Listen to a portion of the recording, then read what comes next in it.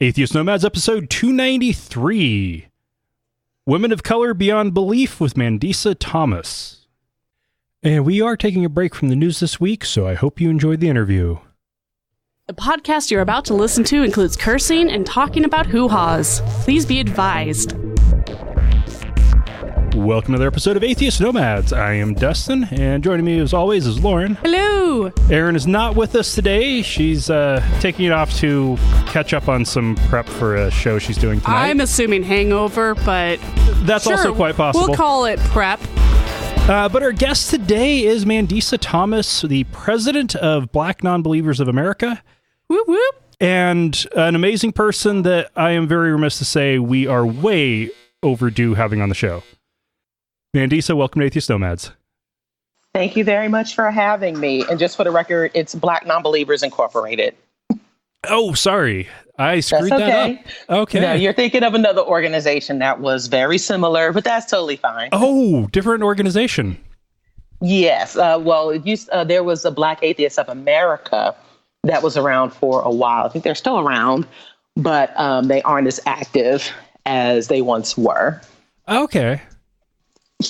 All right. Well, yours is cooler. Yeah. Yeah. It's the big one that most people know of. Yes. And I'm kind of proud. I'm quite proud of that. Which is awesome because you hit the big leagues when you're having your own conference. Yes. And we're having a major conference coming up this year. It's actually one of our, it's going to be more major. We've actually done other major events over the past few years, but this will be one of the largest, and I'm quite happy with it. And I'm also like really, really just excited about what will come of this event. Yeah, I'm excited for you. That's awesome. Could you tell us a little bit about the background on how Black Nonbelievers got started? Yes. So we got started in 2011. At the end of 2010, I had re-identified as an atheist and was seeking more community, more opportunities to meet more atheists offline. And kind of get that feeling of community back. Yes, correct. There was supposed to be an event in the Atlanta area for Black atheists in particular, but I had come across the larger Atlanta community and had experienced much of what I had heard about online when Black atheists tend to attend predominantly white meetups. And so, the awkwardness, just sometimes some very, very awkward and offensive comments. And so at the time, there was no set community or set organization in the Atlanta area that focused on bringing Black atheists together and building up the visibility and representation. So we started as Black Nonbelievers of Atlanta, specifically to host meetings and other events to help bring more of us out, to start building up that community, as well as to bring out more of us and increase the representation. That's awesome. Since then, thank you. And since then, we've shortened the name and expanded our scope because there was interest in starting similar groups in different cities. So we decided to shorten the name to Black Nonbelievers so that we can really start that network and the branding and really, and really enhance the organization and really start expanding on the community there. So did you find that when you went to the predominantly white meetups that there was still a lot of racism? Well, interestingly enough, a lot of the people there were pretty nice and welcoming. But there was a lot of dismissive comments of, oh, well, it isn't much different to be a Black atheist and a white one. There was just some, there was a lot of misunderstanding and just a lot of ignorance. Why do you feel like you're so special? Yeah, ignorance. Why do you feel like you're so special? And, well, I didn't do it to you. Why are you pointing the finger at me? Sort of everything. People were getting defensive. And so we were just, the other black guy that was there, we were just like, okay. And out. Right. I was going to say, because just because you're a non-believer doesn't mean you're a humanist or non-racist. So I wasn't sure if you'd actually come across that. But that is, that's a form of racism, especially as a black woman. Because black women are so underrepresented in the non-believing. I mean, wow.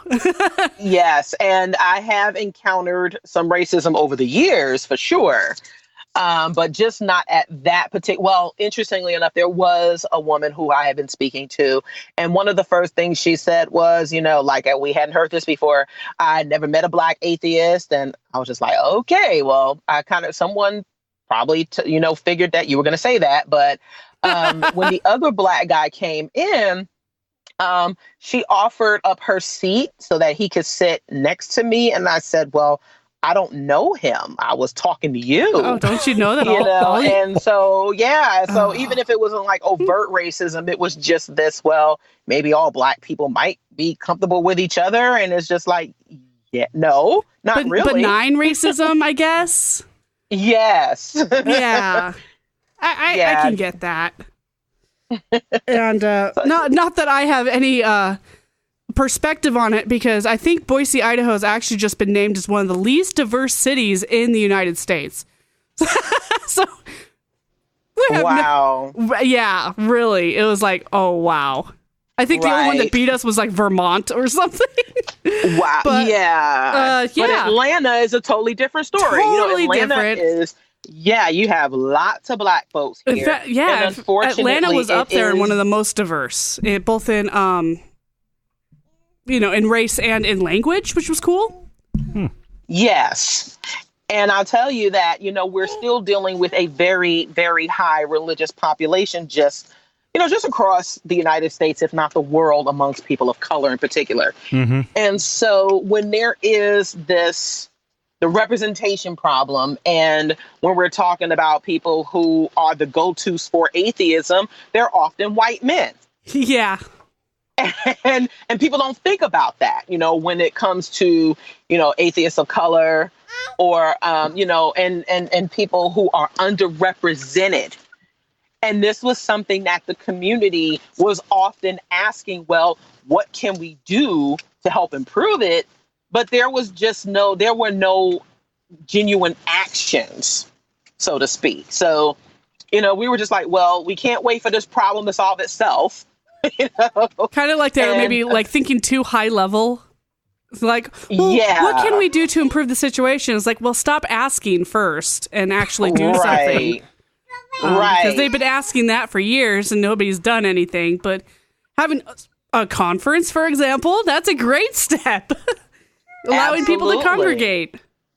Yes. And putting on events that have people who can not just relate, but who look more like them. I mean, it has been shown that at our first event here in Atlanta, there were about a good 14 to 15 people in attendance at our first general meeting.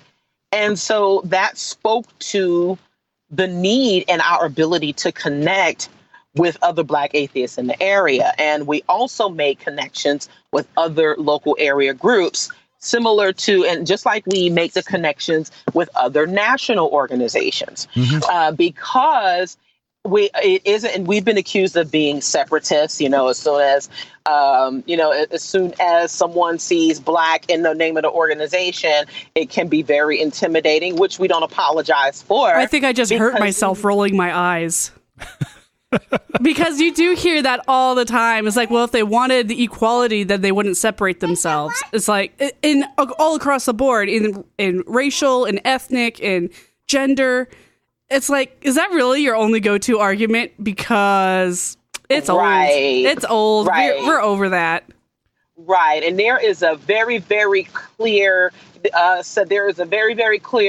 difference between separation and distinction. Mm-hmm. There is, and also and also focusing on specific demographics, which is totally fine for us to do, if we really, and thankfully there are people who understand that.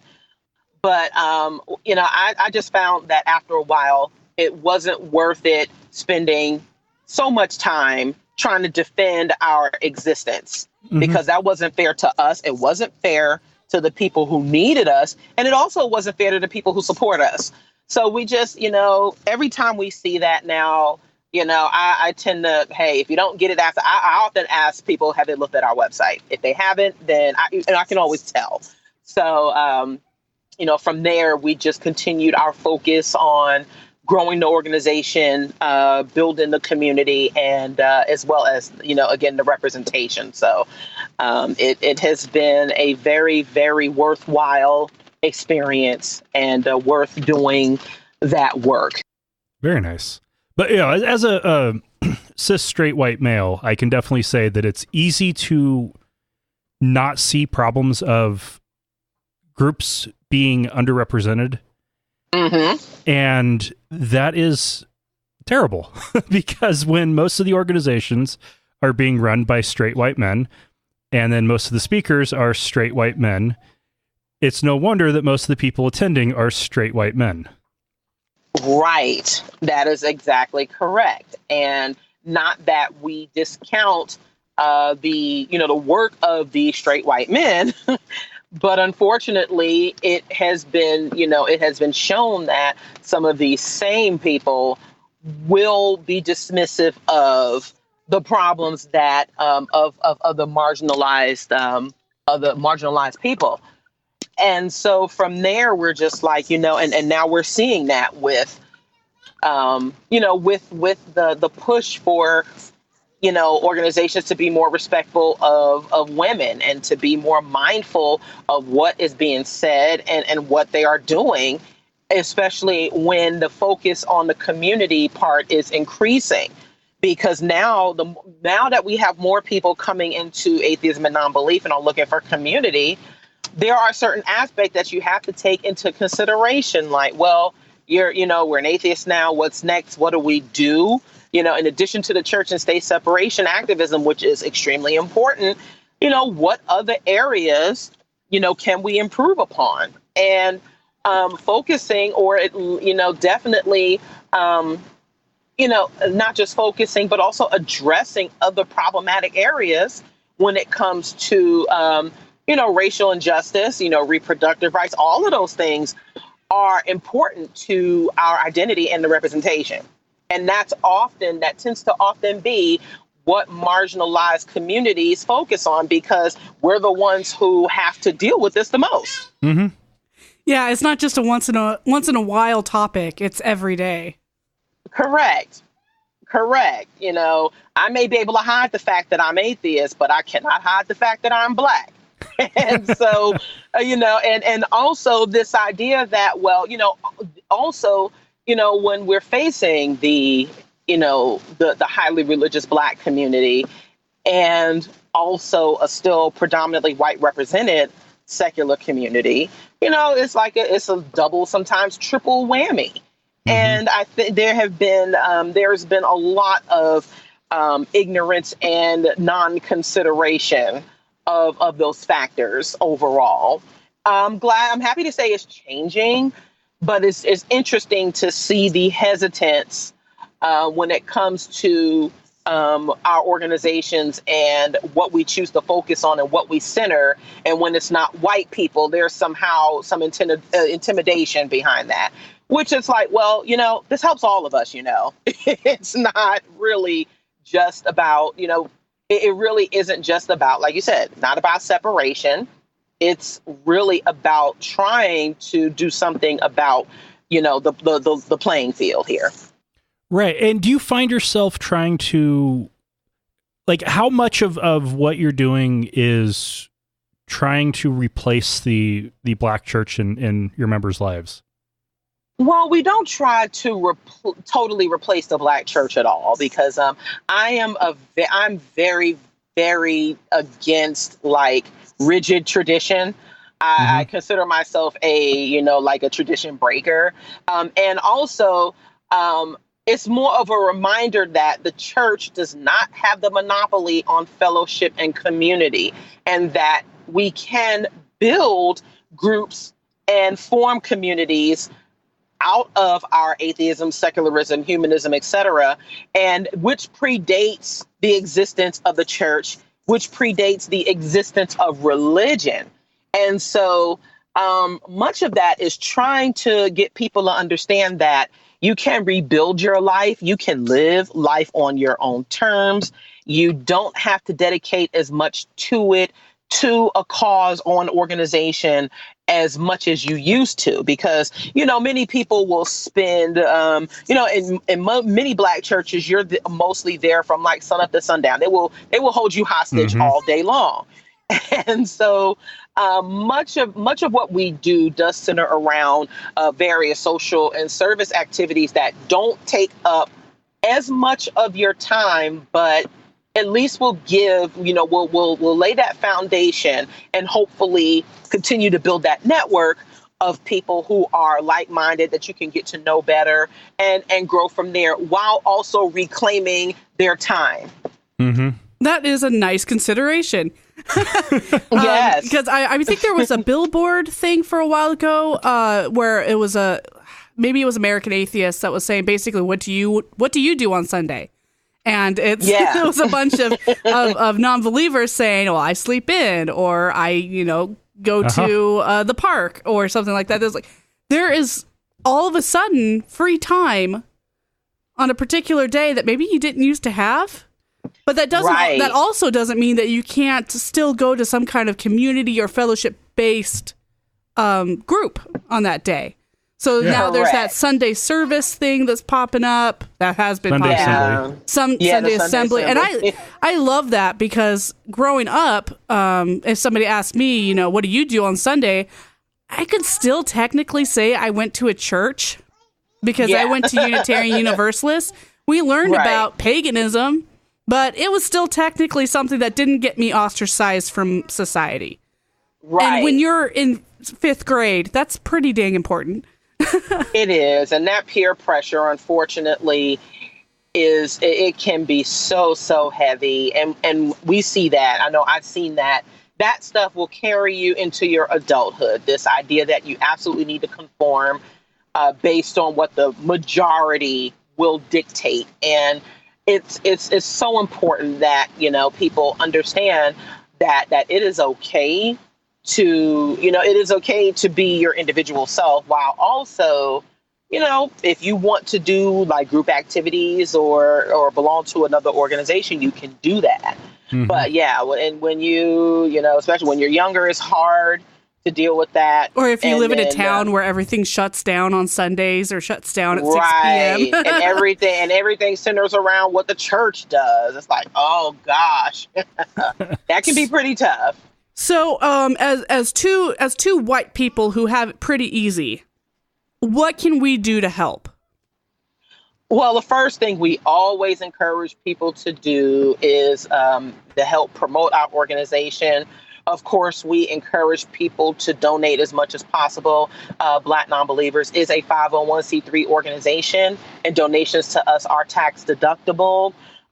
Your donations help us not just keep our lights on, but also help us to continue to reach the people who need us. And that isn't just Black folks. Mm-hmm. That's also, it also helps us build our organization. We started in Atlanta in 2011. We're now up to 14 affiliate groups across the United States. The most recent being started in the Richmond, Virginia area. So we are also developing new leadership, new organizers, and we also have been instrumental in producing material for other authors, Black atheist authors, podcasters, and we've been like a springboard for other people who have wanted to get started in the community. So your support helps us with that.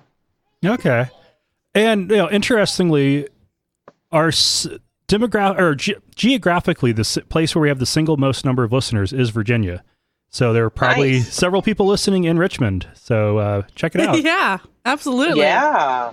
And we also hope that we actually have two major events coming up. The first for this year is the Women of Color Beyond Belief, which is also being put on in conjunction with the Black Skeptics Los Angeles, which is run by nice. Sakibu Hutchinson, and the Women's Leadership Project. She also holds that. She also heads up that organization. So it's a joint project, and it's being it's a joint, it's a team effort between myself, Bridget Crutchfield, and Sakibu Hutchinson. And so we are working to put this event together. And the second is our third annual cruise convention, which is titled SeaCon 2019. And so this is, Bria will also be on that cruise. Sakibu has spoken, she spoke at our 2017 event. Darryl Ray will be one of our featured speakers on our third annual cruise convention this year. Nice. The cruise convention. Oh my gosh, that sounds like so much fun.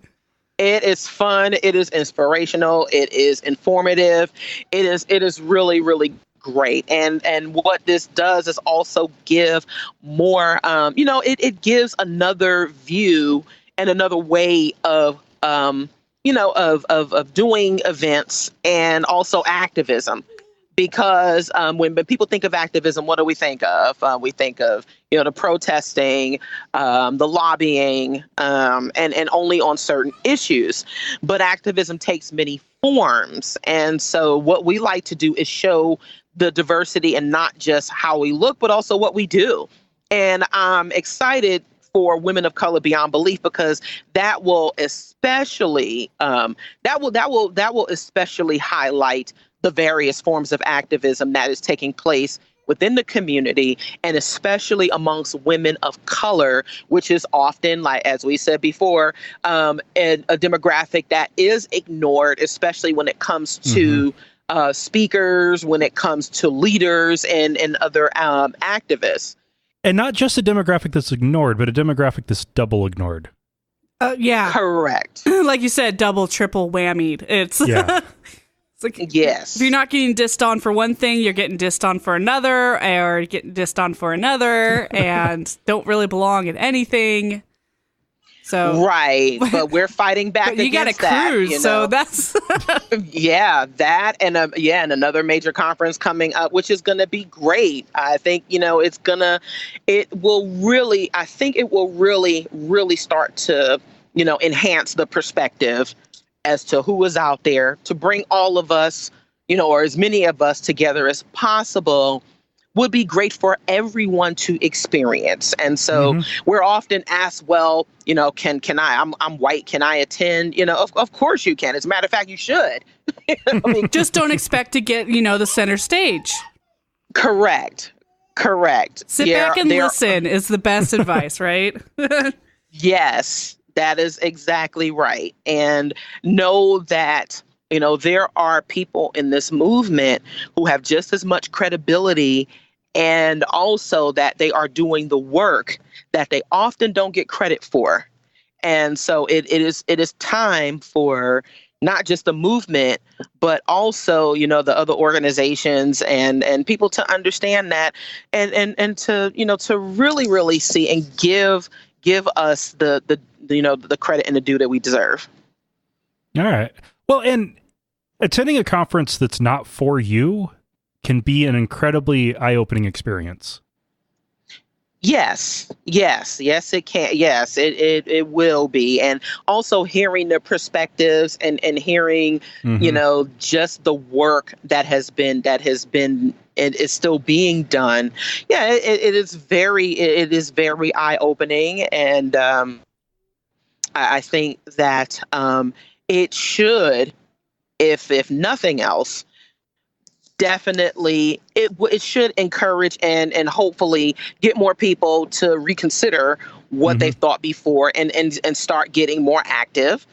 And hopefully they will start to really, really engage us, because I'm happy that now, in addition to just, being one of the more well-known organizations within the movement, we've also become like a go-to. If people are looking for, Black speakers or people to be featured at their events, then they're able to come to us, and we give referrals, we give references because we've worked with them, and we've also helped develop, their talents and their leadership. And that's what, that's always been one. I mean, it's interesting that when we set out to just really bring more of us together, how that developed into more of, into an expanded form of activism is just something that I never would have expected. Mm-hmm. Yeah. If you think back, let's say 5 years ago, where were you hoping to go with this? Was this even like on your radar, or? I was just hoping that I wouldn't be fired from my job. You were doing the day-to-day living and struggle. Okay. That's correct. Understandable. Yes. I was just hoping, but even in that, we understood that there was something, and I don't do well with sitting in silence. If there is something that is important to me that I know needs to be done, and that there are voices that need to be heard, then ultimately I'm going to do it. It doesn't matter whether I am experiencing some fear or hesitation. It has to be done. And I'm really glad that I was able to even expand and increase, my expertise in this. It's been a very, very, again, worthwhile. It's been an education for me, definitely an experience. And, you realize that is just something that it was needed. And so I certainly did not start this wanting to be this famous individual who was just this, I try to avoid the whole Messiah thing because it's just kind of weird, but it really started because there was a need for it, and that it was important for us to reach those who really felt like they didn't have that support and who needed it, because there were so many people that do. Right, because you and your partners are basically the go-to women for this kind of stuff now, and yes. you didn't have that, so that's just stepping upon the shoulders of giants kind of thing. You're that giant, which is really cool, and why we really wanted to have you on the show. Right. Thank you, and and I must say that there were others who were, who kind of paved the way. You had Norm Allen Jr., who was with African American Feminism. You had Debbie Goddard. You had Ayanna Watson with Black Atheists of America at the time. And so there were others who, and also Alex Jules out of Dallas, Texas. Mm-hmm. But I think what we brought to the table was something a bit more unique in that, I am very event-based and more into, action and execution. So putting on various events was my specialty, and it is my specialty, and it is my area of expertise. It is fun, isn't it? It is. It really is. When you see these things come together, it is so great. And you have, and also I've been in the hospitality and customer service field for over 20 years. And I will say that the community does suffer from a case of, very social anxiety disorder. And there is a communication issue that we have in this community that does need to be addressed and resolved quickly, especially if we will continue to grow. And so one of my areas is actually, talking to people, just like many of us do in our everyday lives. And so I think that made a huge difference because, as a community, we pride ourselves on our intellectual capability, which is very, very important. But being relatable and being able to talk to people where they are is also very, very important. Mm-hmm. And I think that is where we were able to really, really shine and excel, not just as leaders and organizers, but also just as an organization. Well, and events like what you put on change lives. Yes. Quite literally. When the first time somebody walks into an event and finds out they're in a room full of people like them, it's amazing. It was certainly life-changing for me. I remember when I attended my first American Atheist Convention to see hundreds of people who were, who were very like-minded and who were atheists just like me. It was extremely affirming, Mm-hmm. and it was inspiring. It really, really encouraged me to want to do more and to really, really connect with others who were in this movement, who were doing this, who were doing similar work. Because you really, really get to see in person. And this is one of the reasons why we've always advocated for in-person, fellowship and socialization, because there is nothing like when you can meet other people in person and really just begin to to really get that sense of the community that is needed. Definitely. Like, yeah, I'm definitely never going to forget the feeling of Reason Rally 2012 with 20,000 atheists in the rain. Yes, I was there too. Yes. It was amazing. And, it's definitely something that no one should take for granted, because those events do make a huge difference in people's lives. And that's interesting that you said they change lives, because now that is one of our that is our hashtag, Be In Changes Lives, because we have had members and other people who have and allies and associates who have shared their experiences about Black nonbelievers, their experiences with leaving religion, and how we have changed and saved their lives. And so it's an ongoing campaign.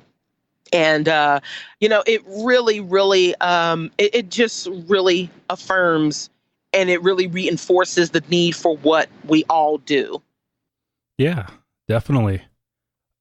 So let's change gears a little bit. What was your background? Definitely going to assume you were raised religious. Yeah, no, I actually wasn't. Okay. I was born and raised in New York City. All and I actually I wasn't raised formally religious at all. As a matter of fact, I had a very secular grandmother. My maternal grandmother wasn't religious. She celebrated many holidays like Thanksgiving, Easter, but they were always secular. We never prayed over any food. It was always about the Easter eggs, the Easter bunny, the candy. And so we never, on my mom's side of the family, I had religious aunts and uncles, but it wasn't I was not raised in a strictly religious household. Okay. And so, I wasn't indoctrinated into the Black conscious community, though, in which there are some people who are religious. So I was also a classically trained singer.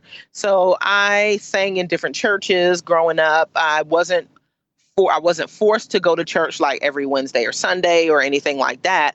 I didn't have to participate in any church programs, but I was often a guest soloist with my voice instructor in different churches.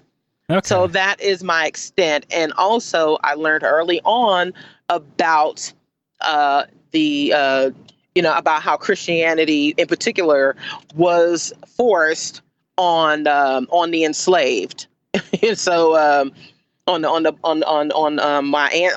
Black folks. So I learned about that early on. And so, yeah, I was raised very, very much aware and was kind of fiery too. Was very militant about that. What's Black consciousness? That's not a term I've heard before. You might be more familiar with like the it might be called Black nationalism, or also what is called being woke now. Okay. It's it was very, very Afrocentric. It was very much a focus on being proud to be Black, Black history, other Black accomplishments, and also combating the stigma of the negativity associated with being Black that has been a part of, unfortunately, the United States and also actually throughout the world. So really combating that stigma there. So being Black was very heavily centered in our household. We were, my mother and my mom and the people we were around. There was a heavy focus on Black history and culture, learning about the institutional racism and injustice growing up. So there was again, there was a very, very heavy focus there. Okay. All right. Yeah. Black nationalism is definitely something I have heard of. Is that connected at all with the kind of the liberation gospel? There came out around similar time period. Yes, there is some connection to the Black liberation theology. There are some, there was one gentleman who just passed away. I can't remember his name, but if you look up like Marcus Garvey, he's considered the father of Black nationalism. And I think he was also very influential to the Black liberation theology that was, that was quite prevalent at the time. So these schools of thought are very, they've always been present within the Black community. There's been criticism of the church. There's been criticism of Christianity. But as far as the presence of humanism and atheism, it's always been there, but definitely not as prevalent as the church. And so I think that's why there tends to be a lot of ignorance surrounding, the Black community and also the diversity that is within. Okay. Yeah. And it is kind of funny that as I'm kind of thinking through, there's a lot of different groups that seem to have started around that same time that were all, like Nation of Islam would be another good example, all very critical of the church, but major parts of the civil rights movement. Correct. Yes. And, they were very, very, their focus was more on trying to, I guess, dismantle this idea that, trying to dismantle white supremacy, that Blacks should not worship this, this white God. But the problem with that is you basically traded one ideology for another. And so I think that is where a lot of the discussion tends to come in, because, there are a lot of people, a lot of Black folks who, if you made Jesus Black, then perhaps it's somewhat better. And that really ultimately hasn't been the case. And so I think that it's time to be honest about, that. But yeah, so when we're talking about like the history and the pathology of how these, of how these different schools of thought arose, it's very, very crucial to the, it's very, very crucial to the understanding as to why religion plays such a huge part within the Black community and why an organization like Black Nonbelievers is needed. Oh, yeah. Yeah, definitely. I have a hard time thinking of anything that may be needed more this day and age. America has, would it be fair to say it's gone backwards the past few years? To some extent, it almost feels like it, especially with the current presidential administration and this rise of, it was very interesting that Obama's presidency, people thought we were in a post-racial era, that that racism was there we over. Go. We're done. And it's like, no, institutions like this that took years to build also are going to take years to dismantle. And it doesn't just happen because you put a person of color in a position of major leadership. There's often underlying factors that, that people don't consider. It definitely seems like there was a Black man being president was a line that a lot of racists, where they couldn't keep their mouths shut anymore. Because I definitely think the racists were all there. They've always been there. They were just quiet long enough that we forgot they were. Well, okay. white people forgot they were there. Yeah. Sounds like an anti-vax thing. Yes. It's like, oh, we didn't have the problem for so long. We just decided that we didn't need to worry about it anymore. It's like, oh, wait, everybody's dying of measles. Okay, well. Right. Yeah. When there was a rash of people, especially now, when white folks are getting caught doing things that they've always done before, and they're getting caught saying these very racist things, a lot of white people are like, oh, wait, what? And we're like, I don't know where y'all have been, but yes, this really hasn't gone anywhere. Under a rock. Right. Yeah, because I'm willing to admit I was one of those people. I grew up in freaking podunk white Idaho. I had no idea of what racial tension even was because I was never exposed to it. To me, it was a punchline on SNL skits or on a TV comedy show that didn't relate to me because I didn't live in New York City. Right. It's like, oh, well, obviously the East Coast is trash. So if you stay out of there, it's like, no. Right. No. It wasn't until I got into college and started to be surrounded by people of different color that I was like, they actually treat you differently. Oh my gosh, that cop pulled you over for no reason and little things like that. And you're like, it just blew my mind. Yeah. And, it's important for our kids to know and understand now that there are very, very different realities for many different people.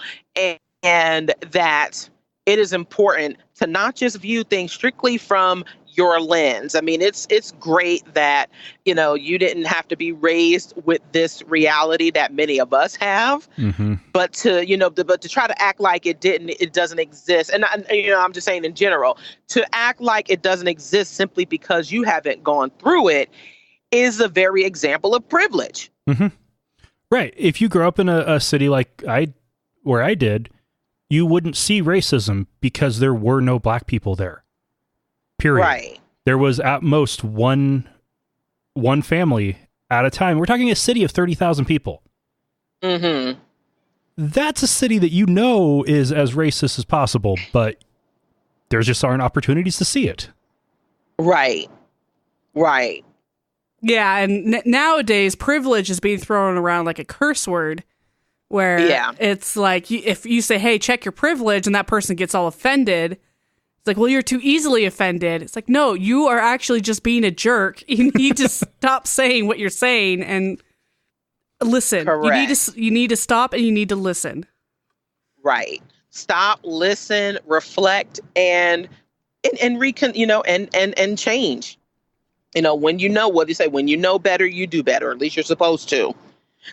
So when there are people that are telling you what the realities are, and it's like, well, we're not saying this to try and make you feel bad, but guess what? This is what we have to deal with. And whether you like it or not, we're not going to stop saying what we need to say simply because it makes you uncomfortable or even doing what we do. And even as atheists and what we do in all forms of our activism. Even if it makes other people uncomfortable, sorry, but not sorry. This is important.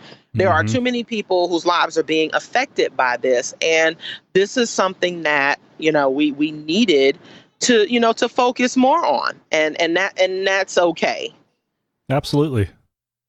So was there anything else that you wanted to plug while we've got you? Yes. So going back to the Women of Color Beyond Belief conference, yes, we hope that as many people will attend as possible. It will be taking place in Chicago from October 4th through the 6th. We will have childcare available. Camp Quest is generously sponsoring and hosting that. And then the link for registration is on the website, wocbeyondbelief.com. Women's conference with childcare. I love it. Yes. Something that no other conferences ever consider. Right. Yes. And actually, American Atheists has been they've been a bit more considerate of that. That's good. After somebody pointed out that was a necessary thing. Right, right. And we also have payment plans available for people who cannot. We think we have reasonable registration rates, but if someone can't pay that all at once, then we have payment plans available for people who would like to take advantage of that opportunity. That's awesome. And so, and we also still have sponsorship opportunities available. I'd like to thank the Freedom from Religion Foundation for being our most major sponsor to date. We've also been sponsored by the American Humanists Association, Recovering from Religion, Secular Woman, and other organizations. So, we appreciate everyone who has, has taken the time to support this event and who wants to. And if there's always an opportunity for that. So yes, we encourage as many people to come as possible. Well, and that's kind of cool you picked Chicago, because with the main organizers Chicago, hint, hint. on opposite coasts, meeting in the middle that's a good idea. Absolutely. And I think, I'm such a I wouldn't say I've been recently hit by the travel bug, but, I do encourage people to, if they can, really attend as many in-person events as possible. And yes, Chicago is a midway point. And interestingly enough, hint, hint, we're having it at the Chicago Midway Marriott Hotel. So that was pretty appropriate there. But, I just really, I think that this conference will be a game changer. It will be, again, very uplifting. It will be educational. It will be informative. And I just encourage everyone as much as possible, to attend. That sounds absolutely amazing. Thank you. What kind of turnout are you expecting? We're hoping to get at least 150 to 200 people there. Very nice. We kind of have our work cut out for us, but, we're hoping that, we're going to have a nice lineup of workshops, plenary sessions, as well as panels. So there's going to be something for everyone there. And again, we are really, really looking forward to this. We're looking to take the city of Chicago by storm with this event. That's awesome. Very nice. Well, and Chicago also, it has quite the history with racial tensions and issues there as well. It does, and unfortunately, like most especially in most major cities, because many people, when they think of racism and racist folks, they often think of the South, your Georgia, Alabamas, Mississippis, and et cetera. There has been a history of racism in a lot of major cities, hence a lot of the riots in the 1970s. And so there are, some, and also the riots out in Los Angeles. There's a lot of this. This affects all of us, whether people want to admit it or whether they realize it or not, and that it doesn't just happen in certain, in isolated incidents. There is something that if you, once you become aware of it, you kind of see things through different eyes, and you're able to say, okay, I wasn't aware of this before, but now I see it. Now you see it everywhere. And right. Chicago, you can see it pretty clearly just driving in from the south. I've never been to Chicago, so this is like, hey, Dustin, we should totally do a live episode there. Hey. I spent a year in southwestern Michigan, where 15 miles away was St. Joseph in Benton Harbor. St. Joseph was the beautiful upper middle class white town, and Benton Harbor was the predominantly black town that went into bankruptcy a few years later. Like during the recession, it literally went into bankruptcy and had a state-appointed administrator trying to fix it, because there was it was not good.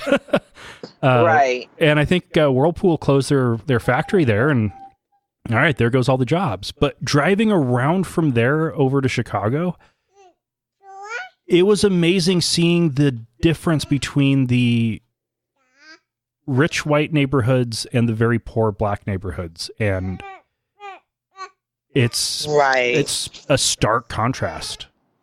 Yes, and these are often when it comes to, like not just the racial but also economic disparities. And we find that again, this does not only affect, poor black folks, but we're often the ones who are at we're often the ones who are, at the, we're often the targets of this. And, it is extremely unfortunate that, there are still systems in place, more economic that, that tend to disproportionately affect more people of color than anything else, or anyone else. And so it's important that we don't sweep this under the rug, and that we continue to discuss it and try to come up with some solutions. Yeah. And then with the cruise that you have coming up, are you going to do you have the entire ship? No. Okay. I wish we did. That would be amazing. Our last two conventions, there were about between 34 to 36 people there. We're hoping to get more this year. It is a very aggressive event, so we understand that not everyone would be able to make that, but we hope that as many people as possible will be able to attend. All right. Very nice. All right. Thank you. Business expense, Dustin.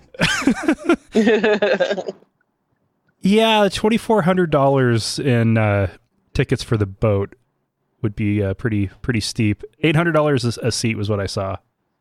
Yeah, and the prices start at $850 per. Yeah, it's a cruise convention, and we also so it's a like I said, it's a pretty aggressive. It is a pretty daring event, and but it's. And in cruises, just like there are payment plans available, you don't have to pay it all at once. So we break it up to where it'll be affordable for everyone. And so we also try to give some tips on how to save money on the cruise as well. So we'll it's going to be another thing where we're trying to definitely make it more communal and a great experience for everyone. All right. And one thing I think worth maybe making a note of is most not specifically segmented out events don't do payment plans because the assumption is you can put it on your credit card. Correct. Yes. And that's also something that I think that also speaks to a level of consideration that some organizations or some people would have over others. And, for me as a mom and as a working person, as someone who does need to watch, what we spend and how we spend it, which is often the case for many people, many working class people who may want to attend these events, but don't think that they can afford it, because you do have to pay it all at once. Certainly, payment plans should be an option for people who need to take, who would need to take advantage of them. Mm-hmm. Well, and also not everybody has access to the banking system. That is correct as well. And so I also should mention that we do have some travel grants available for people who may need help subsidize it, who may need help with, paying for, some expenses for both events. So if there's anyone listening, if you would like to sponsor an attendee, if you'd like to help with travel assistance, we also have those options available. And so, even if you can't come, you can certainly help someone else attend the event who otherwise wouldn't be able to. So we encourage that as much as possible. All right. Well, thank you very much. And where can people find you? Yeah, so you can find us Black Nonbelievers at blacknonbelievers.org. You can find the website for Women of Color Beyond Belief at WOCBeyondBelief.com. The website for the cruise is bncon.com. And there are links to both events on the front page of the website for Black Nonbelievers. So you don't have to type in each one. But yes, you can. We're also on Twitter at B Nonbelievers. The B and the N are capitalized, where you can also find a link to all of our meetup groups on our website. And so, yeah, we're pretty much all over the web. And we hopefully one day will be in almost every major city. But for right now, we are definitely available online. Well, and with 14 cities, you're hitting a big chunk of the major cities out there. Yes. And, we're happy to have dedicated volunteer organizers who have been instrumental in helping with the growth of the organization. And also to my colleagues, once again, shout out to Bria and Sakivu, where, we're very, very excited to be hosting this conference and putting on a wonderful event for everyone. And so it has been through our, the persistence and continuing to remain dedicated that this is possible. All right. Well, Mandisa, thank you very much for joining us. It's been a real pleasure. Thank you very much for having me. I really appreciate it. Yeah, very, very, very informative. Thank you. Thank you. And listeners, remember, not all those who wander are lost.